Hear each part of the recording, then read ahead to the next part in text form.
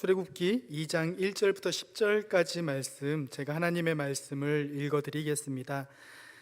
레위 가족 중 한 사람이 가서 레위 여자에게 장가들어 그 여자가 임신하여 아들을 낳으니 그가 잘생긴 것을 보고 3달 동안 그를 숨겼으나 더 숨길 수 없게 되매 그를 위하여 갈대 상자를 가져다가 역청과 나무진을 칠하고 아기를 거기 담아 나일 강가 갈대 사이에 두고 그의 누이가 어떻게 되는지를 알려고 멀리 섰더니 바로의 딸이 목욕하러 나일 강으로 내려오고 시녀들은 나일 강가를 거닐 때에 그가 갈대 사이에 상자를 보고 시녀를 보내어 가져다가 열고 그 아기를 보니 아기가 우는지라.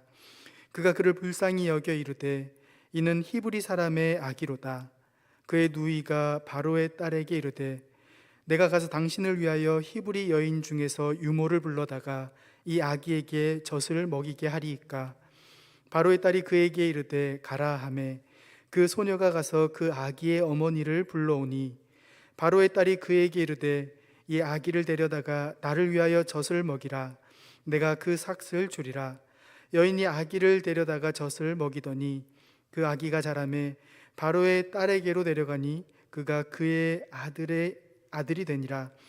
그가 그의 이름을 모세라 하여 이르되 이는 내가 그를 물에서 건져내었음이라 하였더라. 아멘. 이 시간 김준수 목사님 나오셔서 갈대상자라는 제목으로 말씀 전해 주실 때 큰 은혜의 시간 되시기를 바랍니다.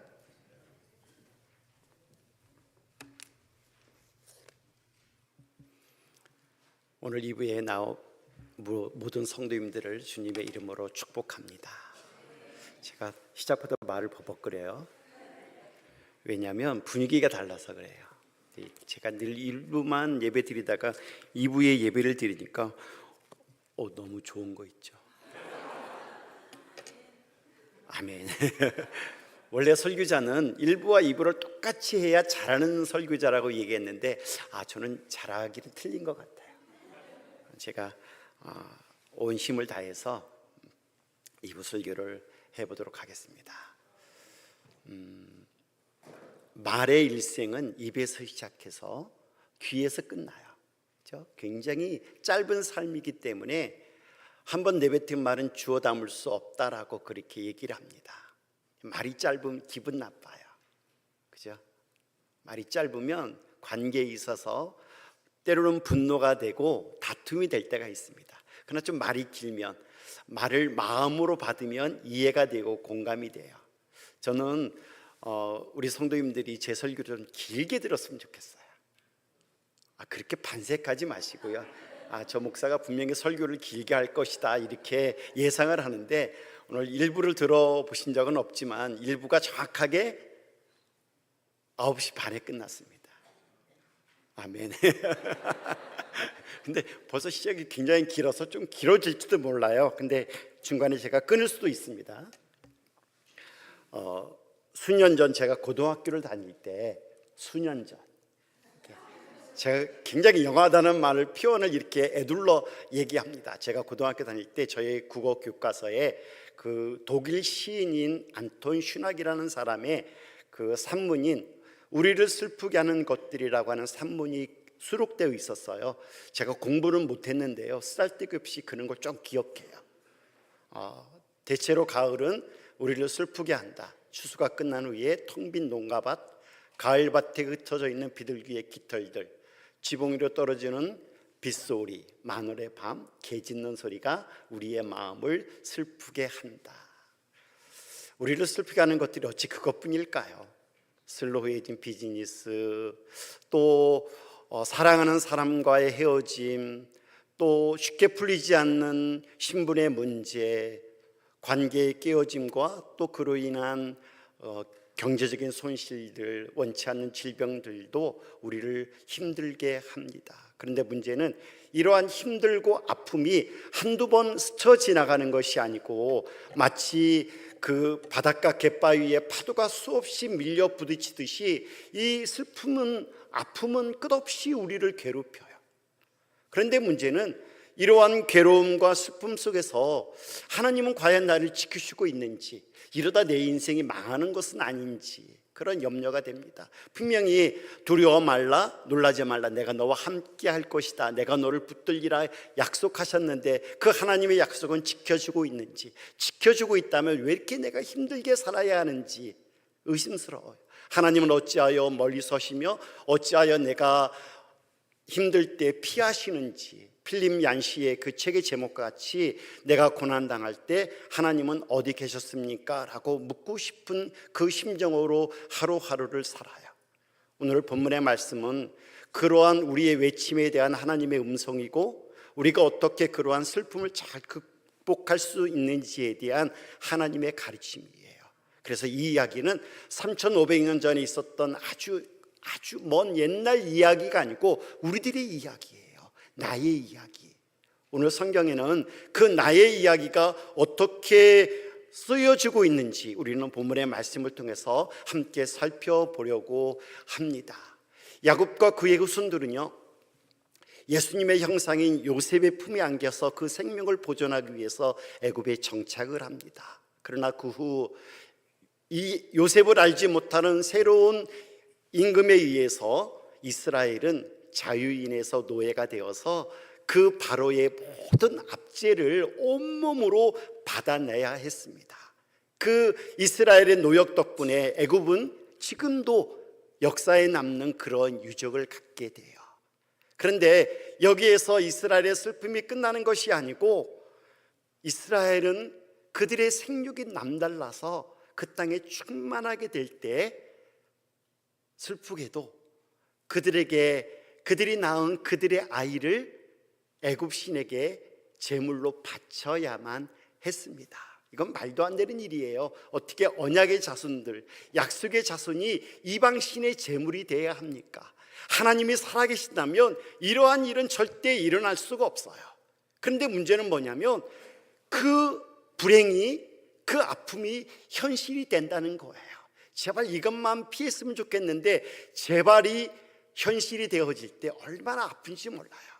그렇게 이스라엘은 그들에게 닥친 그 슬픔을 마치 운명처럼 여겨가면서 매일매일 그들이 낳은 그들의 아이를 나일강에 던지며 탄식하고 절망하며 슬퍼합니다. 그러한 이스라엘의 탄식에 대해서 성경은 뭐라고 얘기하냐면 하나님이 그들을 기억하셨고 하나님이 그들을 도우셨다라고 그렇게 얘기합니다. 우리 하나님은요, 우리를 기억하신 하나님이세요. 이 세상은 우리를 다 잃어버려도 하나님은 우리를 기억하시고 하나님은 우리를 도우시는 하나님이십니다. 그 하나님의 도우심이 구체적으로 어떻게 드러날까요? 그렇게 모든 이스라엘이 다 슬픔에 빠져 있을 때 한 믿음의 부부가 아기를 낳습니다. 그런데 문제는 뭐냐면 이 아기가 남다른 거예요. 그 남다름이 오늘 성경 2절에 보면은, 본문 2절에 보면 어떻게 표현하고 있냐면 잘생겼다라고 표현하고 있습니다. 그 여자가 임신하여 아들을 낳으니 그가 잘생긴 것을 보고 석 달 동안 그를 숨겼다. 이 세상의 모든 부모의 눈에는 내 새끼는 잘났어요. 저도 한때는 저희 엄마의 아들이었어요. 무슨 말인지 모르죠? 그러니까 반응을 보여야 제가 그 다음에 나오는데 전혀 그렇지 않다라고 하는 반응을 보이면 순간적으로 제가 당황했어요. 저희 엄마가 저를 낳고 얼마나 좋아했을까요? 아멘. 1부 때는 아멘이 안 하시는데 2부는 확실히 달라요. 그런데 성경을 보니까 이게 아멘 하지 마세요. 자꾸 제가 딴 길로 빠지잖아요. 성경에 보니까 이들 부부의 이러한 행동을 뭐라고 했냐면 믿음의 삶이었다라고 얘기를 합니다. 히브리서 11장 23절에 보면은 이렇게 얘기해요. 믿음으로 모세가 낳았을 때 그 부모가 아름다운 아이임을 보고, 분명히 잘생겼다라고 얘기했는데 히브리서는 이 잘생김을 뭐라고 얘기하냐면 아름다운 아이였다라고 그렇게 표현해요. 근데 이 아름다운 아이에 대한 성경의 또 다른 해석은 사도행전 7장 20절에 보면 이렇게 기록하고 있습니다. 그때 모세가 낳는데 하나님 보시기에 아름다운지라 그래요. 그 아름다움이 단순한 아름다움이 아니고 누가 보기에 하나님 보기에 아름다웠다라고 그렇게 얘기합니다. 여기서 이 아름다움은 단지 그냥 잘생기고 예쁜 것이 아님을 알아야 합니다. 그것은 바로 하나님 보시기에 아름다워요. 이 하나님 보시기에 아름답다라는 이 표현이 뭐냐면 창세기 1장에 하나님이 태초에 천지를 창조하시고 보시기에 아름다웠다라는 그 아름다움이라는 단어와 똑같은 단어예요. 그러니까 창세기 1장 아름다움이라는 단어는 토브라는 단어인데 이 토브라는 단어를 사도행전 7장 20절은 그대로 갖다 써요. 근데 이 토브라는 단어 안에는 무슨 의미가 담겨져 있냐면 그 하나님이 지으신 그 창조 안에는 하나님의 형상과 하나님의 영광과 하나님의 거룩함이 그 안에 담겨 있었다라는 거예요. 모세의 부모는 그걸 본 거예요. 그러니까 자신의 입장에서 내 새끼가 그저 예쁜 것이 아니고 하나님의 입장에서 이 아이를 보니까 이 아이 안에 무엇이 보여요? 하나님의 형상이 보이고 하나님의 영광이 보이고 하나님의 말씀이 보이는 거예요. 그동안 구전처럼 또 내려왔던 창세기 3장 15절의 그 언약의 말씀, 내가 너로 여자의 우순과 원수가 되게 하고 내 우순도 여자의 우순과 원수가 되게 하리니 여자의 우순은 내 머리를 상하게 할 것이요 너는 그의 발꿈치를 상하게 할 것이라 라는 이 구전처럼 전해져 왔던 이 예언의 말씀이 이 아이를 통해서 성취될 것을 본 거예요. 여러분, 놀라운 것은요, 아무나 못 보는 걸 이 두 부부는 본 거예요. 그거를 믿음이라고 얘기하는 거예요. 우리가 이 세상을 살면서 믿음으로 걷잖아요. 그 믿음의 삶의 시작이 어디에 있냐면 이 지혜로움을 갖는 거예요. 우리는 그걸 뭐라고 얘기냐면 말씀의 통찰력이라고 하고 말씀을 깨닫는 지혜라 얘기합니다. 그러니까 내 삶 속에서 이루어지는 그 수많은 일들 중에서 물론 그 안에는 나의 잘못으로 인하여 생겨질 수 있는 것이고 남이 던진 돌에 그냥 맞을 수도 있는 건데 그 내 삶에서 일어나는 그 수많은 일들 중에서 과연 하나님은 내게 무엇을 말씀하시는지에 대한 깨달음을 갖는 것, 그것을 우리는 말씀의 통찰력이라고 얘기하는 거예요. 그냥 스쳐 지나갈 수도 있지만 그 스쳐 지나가는 그 일들 속에서 하나님은 구체적으로 내게 무엇을 말씀하는지에 대한 그 말씀의 깨달음, 하나님을 그 안에서 찾아가는 것, 그것이 말씀의 지혜라고 얘기해요.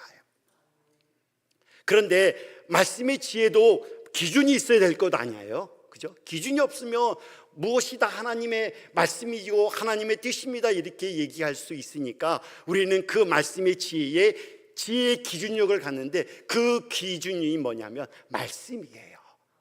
하나님의 말씀이 우리가 이 세상을 살아가는 모든 삶의 기준이 되는 것입니다. 그래서 우리는 무엇보다도 말씀을 가까이 해야 돼요. 말씀을 들으려고 하고 그 말씀을 되새기고 그 말씀이 내 삶의 양식이 되도록 우리는 끝없이 나를 그 말씀 앞에 들여가는 삶이 필요합니다.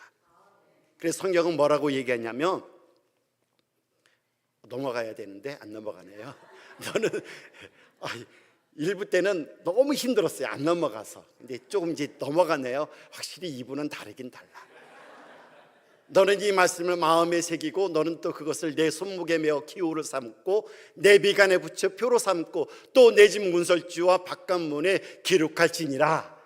이게 말씀을 새기는 거예요. 근데 안 해.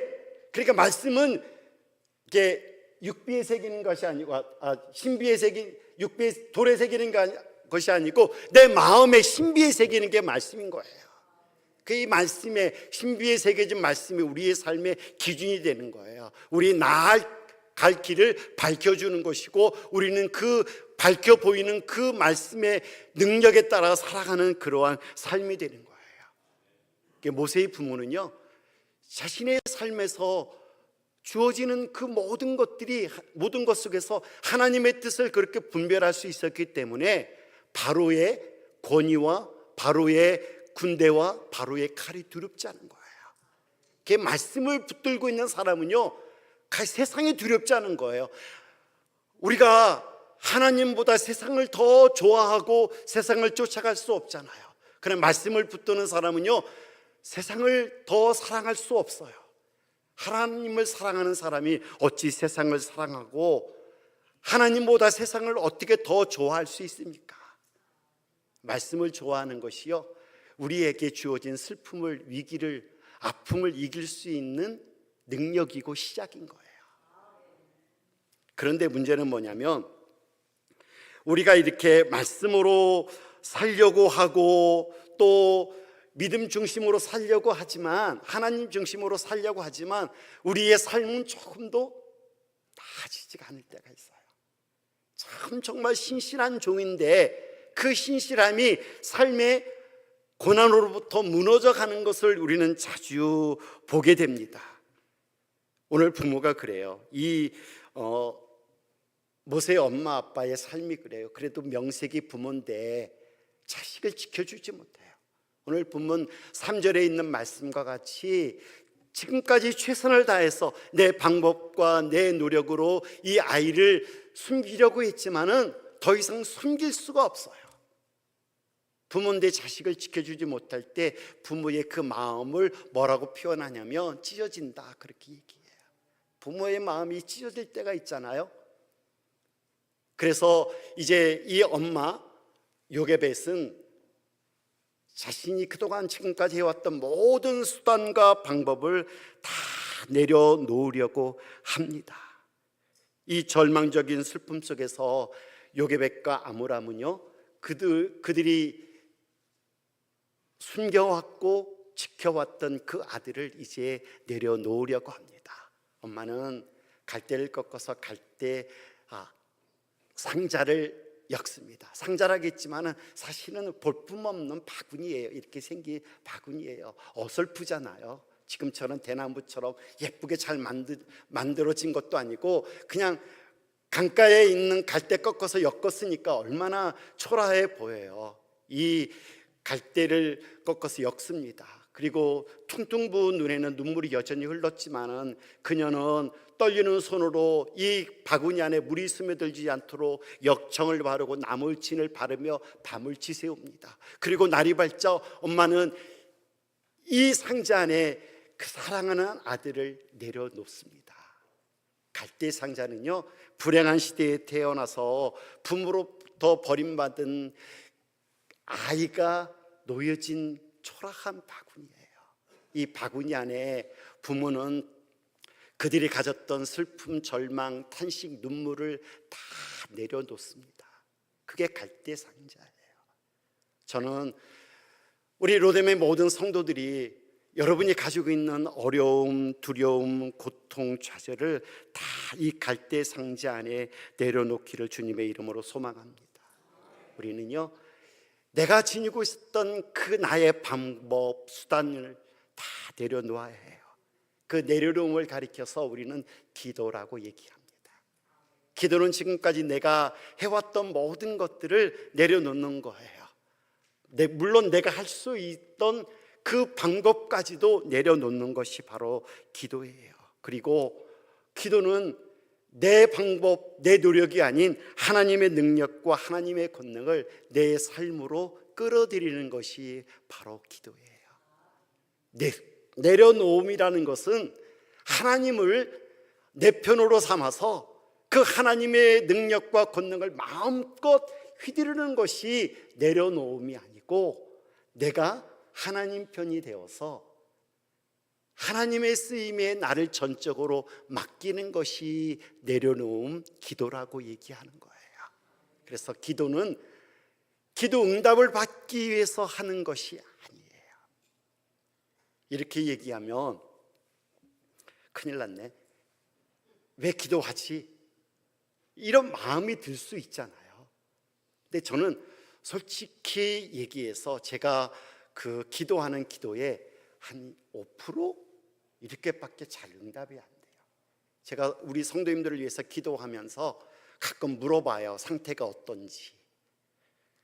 아픈 분을 위해서 기도하고, 근데 제 기도가 잘 이렇게 먹히는지 안 먹히는지 하나님께 그 확인을 해야 되잖아요. 그래서 물어봐요. 좀 어떠냐고 그랬더니 그래요. 그러면 내 기도는 그저 그런 기도인가요? 여러분, 분명히 하나님은 믿음의 의인의 간구는 역사하는 힘이 많다는데 왜 내 기도를 안 들어주시지? 그런 의심이 될 거잖아요. 그럼 어떻게 해요? 그럼 기도하지 말아야 되나요? 근데 제가 여러분에게 이렇게 열심히 약을 파는 이유가 있어요. 장터의 그 약장수처럼 제가 약을 팝니다, 여러분에게. 이상하게 생각하지 말아요. 하나님은 언약을 파는 거예요. 신약을 팔고 구약을 팝니다. 이렇게 제가 하나님의 언약을 여러분께 파는 이유가 있어요. 기도는요, 응답받기 위해 사는 것이 아니에요. 우리가 기도로 하나님께 나아갈 때 하나님은 나를 상대해 주시는 거예요.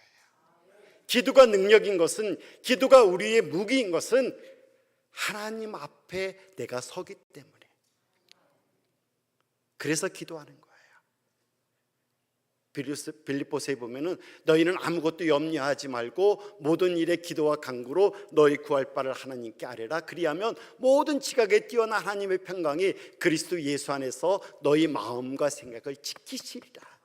우리가 하나님께 쓰니까 하나님이 나를 지키시는 거예요. 그게 응답인 거예요. 여러분, 세상의 대통령이 나를 상대해 줘요? 의원이 나를 상대해 줘요? 상대 안 해줘요. 그런데요, 그래서 우리는 낙심하지 않잖아요. 대통령이 상대 안 해줘도 대통령보다 더 위대한 누가 상대해 줍니까? 하나님이 나를 상대해 주는데 우리가 두려울 것이 없는 거예요. 우리가 꿀릴 것이 없는 거예요. 우리가 하나님 앞에 서는데 세상에 누가 내가 하나님께 나아가는 그 길을 막을까요? 아무도 막지 못해요. 그래서 우리가 기도하는 거예요. 그리고 제가 기도하는 이유가 또 하나 있어요. 기도 응답은 안 돼도 제가 기도하는 이유는요, 하나님은 제가 기도한 것보다 훨씬 더 많이 응답해 주셔요. 정말 나는 시꾸리만큼 기도했는데 하나님은 소원의 만큼 들어주셔요. 여러분, 안 그래요? 그게 하나님 위대하심이에요. 하나님, 제가 하나님께 100달러만 꿔달라고 했는데 우리 하나님은 얼마나 주세요? 10,000달란트 주시는 거예요. 10,000달란트의 기준이 모르죠? 10,000달란트가 얼마큼 되는지. 여러분이 생각했던 것보다 훨씬 더 크답니다. 그게 하나님이 우리에게 주시는 거예요. 하나님은 우리가 기대하고 우리가 생각했던 것보다 더 위대하신 분이세요. 하나님 그렇게 쪼잔하게 보지 마세요. 우리는 그 하나님 앞에 씁니다. 그렇게 갈대의 상자가 이 나일강에 이렇게 탁 놓여졌을 때, 여러분, 기도는 내가 내 일을 하는 것이 아니고 하나님이 내 일을 하시도록 내려놓는 거예요. 내가 내려놓은 그 순간부터 누가 일하십니까? 하나님이 하시는 거예요. 아무도 보지 않는 이 초라한 갈대 상자가 그 강에 딱 놓여지는 그 순간부터 누가 일하십니까? 하나님이 일하세요. 그 갈대 상자를 하나님이 주목하시고 그 갈대 상자를 하나님이 꽉 붙드세요. 이 너울에 이 상자가 뒤집힐 수 있으니까 이 상자가 뒤집히지 않도록 하나님은 얼마나 이 갈대 상자를 꼭 잡으시는지 몰라요. 물이 새지 않도록 하나님은 이 갈대 상자를 안으시는데 그 안음의 포근함이 암탉이 병아리를 품듯이 품으세요. 그리고 중요한 것은 이 아기가 깨서 뒤척이면은 뒤집어질 수 있잖아요, 이 상자가. 그래서 하나님은 뭘 틀어주세요?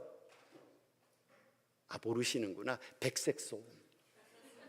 이 백색 소음을 틀어주셔가지고, 백색 소음이 뭔지 몰라요.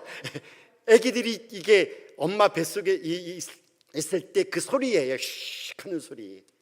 너무 친절해. 이 백색 소음도 틀어주셔가지고 잘 자게 하세요. 그리고 중요한 것은 이 갈대 상자가 누구와 만나야 돼요? 공주와 만나야 되는데 이 궁에 있는 공주하고 어떻게 만나요? 날아갈 수도 없는 거고. 그리고 이 공주와 만나기 위해서는 뭔가 특별함이 벌어져야 되는데 그 특별함이 뭐냐면 공주가 어디에서 목욕을 해야 돼요? 강에서. 그런데 이 궁에서 늘 목욕으로 목욕하던 이 공주가 이 더러운 온갖 생활 식수가 버려지는 이 강에서 목욕할 일은 없잖아요. 그런데요, 그날은 이상하게 목욕하고 싶어요. 어디에서? 강에서. 그리고 이 목욕하러 가는데 하녀들이 꾸물꾸물 하잖아요. 그래서 막 욕을 해가면서 야 빨리 가야 돼 하고서나 강으로 막 이렇게 발걸음을 재촉합니다. 그런데 이 발걸음이 조금이라도 틀어지면은 이 상자와 만날 수 없어요. 그래서 정확한 그 시간에 이 갈대 상자가 도착하는 그 시간에 엄마가 그 강가에 가야 되니까 하나님은 이 발걸음까지도 조절하셔서 걷게 하시는 거예요. 그리고 이 공주가 어디로 갈 줄 알아요? 사람이 어디로 갈지 그 상자를 이렇게 놓을 수는 없잖아요. 근데 누가 아세요? 하나님은 아셔서 이 공주가 가야 할 그곳에 정확한 시간에 이 갈대 상자가 떠내려오도록 하십니다. 여러분, 일의 계획은 사람에게 있을지라도 그 일을 이루시는 분은 누구세요? 하나님이 이루시는 거예요. 우리는 그걸 가리켜서 하나님의 일하심이다 그렇게 얘기합니다. 그리고 공주가 이 갈대 상자를 딱 열어봤는데요, 이 똘방똘방한 아기의 눈동자가 공주를 쳐다보는 거예요. 얼마나 예쁜지 모르겠어요. 근데 얼마나 예쁘기는 한데 이 아이가 누구의 아기예요? 애굽인의 아기예요? 히브리인의 아기예요? 재수 없는 아기예요. 히브리인들을 애굽 사람은 재수 없게 생각했거든요. 그래서 멀리했습니다. 이게 재수 없는 아기인데 이 아기의 똘방똘방함이 공주의 마음을 움직여요. 사실 공주는 아기를 낳아본 적이 없어요. 그래서 모성애가 없어요. 아기를 키워본 적이 없으니까 모성애가 없어요. 다 모성애가 있잖아요. 근데 이 공주에게는 모성애가 없어요. 그런데 이 아기를 보는 순간 무엇이 욱화가 올라와요? 모성애. 근데 그걸 누가 줘요? 공주가 스스로 모성애를 찾아서 끌어올리나요? 하나님이 주시는 거예요. 여러분, 우리는 이 내려놓음이라는 이 아주 단순함을 통해서 하나님의 일하심의 위대함을 경험합니다. 하나님의 위대하심은요, 우리의 이러한 내려놓음, 기도를 통해서 하나님의 위대하심은 크게 보여지는 거예요. 여러분의 슬픔, 탄식, 절망이 있다면 다 내려놓기를 바랍니다. 하나님께 아뢰세요. 하나님 여러분을 위해서 일하십니다. 하나님이 여러분을 붙드시고요, 하나님이 여러분을 축복하시는 하나님이세요.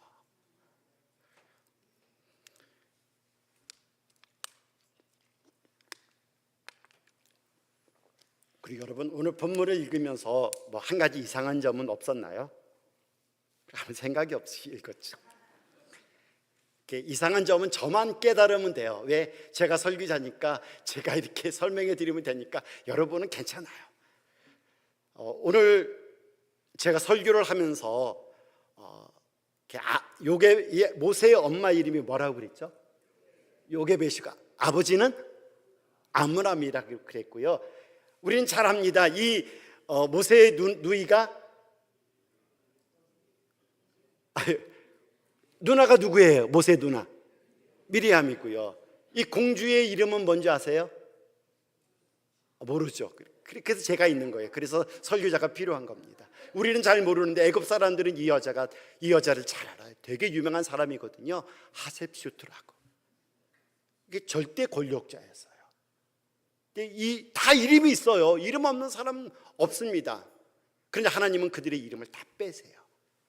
왜 뺐을까요? 이 잘난 이름을 뺀 이유가 있어요. 그 이유는 뭐냐면 하나님만이 역사의 주인공이다라는 것을 얘기하고 싶어요. 하나님이 이 모든 우주의 통치자시고 우리의 삶을 이끌어 가시는 구원자이시고 하나님이 나라는 그 사실을 하나님은 강조하고 싶어 하시는 거예요. 9절에 보니까 공주가 이렇게 얘기합니다. 나를 위하여 젖을 먹이라, 내가 싹을 주리라. 나를 위하여 가라. 이 아이는 내가 물에서 건진 나의 아이야. 내가 이 아이의 생명을 건졌다. 그렇게 공주는 얘기합니다. 그런데 하나님은 뭐라고 말씀하시냐면, 아니야, 이 아이는 너의 아이가 아니고 나의 아이야. 내가 내 백성을 너의 손에서 구원하기 위해서 내가 이 땅에 보낸 나의 능력이고 나의 모습이고 나의 영광이야. 하나님은 그 얘기를 하고 싶어 하는 거예요. 굳이 그들의 이름을 다 지음으로써 하나님은 우리에게 그 말씀을 합니다. 하나님은 우리에게 우리가 원치 아니하는 고통을, 때로는 슬픔을 주십니다. 그러나 그 슬픔과 고통을 주시는 데에는 하나님의 뜻이 있어요. 그 뜻이 뭐냐면 내가 너의 구원자야. 내가 너의 하나님이야. 너는 나를 봐. 너는 나를 붙들어야 돼. 하나님이 하시고 싶어하는 얘기입니다. 나를 믿고 나를 의지하고 나를 경배하면 괜찮아. 저희 어머님이요, 돌아가셨지만 늘 저에게 하시는 말씀이 있어요. 제가 이제 저희 애들에게 좀 엄하게 하잖아요. 엄하게 그냥 저는 잘했으면 좋겠다는 심정으로 엄하게 하면 저희 어머님이 늘 그래서요. 괜찮아. 공부 못해도 괜찮아. 늘 그렇게 말씀하세요. 하나님이 늘 우리를 보면서 우리가 힘들어하고 아파할 때 늘 하나님은 그렇게 말씀하세요. 괜찮아. 내가 너를 돕잖아. 내가 너를 지키잖아. 너 괜찮아질 거야. 그렇게 하나님 우리에게 말씀합니다. 너희는 두려워 말고 가만히 있어서 여호와께서 오늘 너희를 위하여 행하시는 구원을 보라. 여호와께서 너희를 위하여 싸우시리니 너희는 가만히 있을지어다. 너희는 가만히 있어서 여호와께서 너희를 행하시는 그 구원을 보라. 하나님께서 우리에게 그렇게 말씀하세요. 염려하지 말라, 두려워하지 말라 하십니다. 한 번은 예수님께서 어린 아이를 이렇게 안으시면서 제자들에게 이렇게 말씀하셨어요. 너희가 어린아이와 같이 되지 아니하면 결단코 천국에 들어갈 수 없다라고 하셨습니다. 그래서 어린아이는 순수함의 상징은 아니에요. 이 세상에서 가장 악한 게 누구냐면 어린아이예요. 저희 손자가요, 저한테는 절대 안 와요. 할아버지로서 얼마나 실망스러운지 몰라요. 근데 뭐만 주면 와요. 뭐만 주면 와요. 그게 얼마나 지혜롭지 않은지. 지혜로운가요? 그게 순수하진 않아요. 그게 어린아이의 상징은 뭐냐면 의존적인 존재예요. 부모의 돌봄과 부모의 관심과 부모의 사랑 없이는 단 한순간도 바르게 쓰지 못하는 게 이 어린아이예요.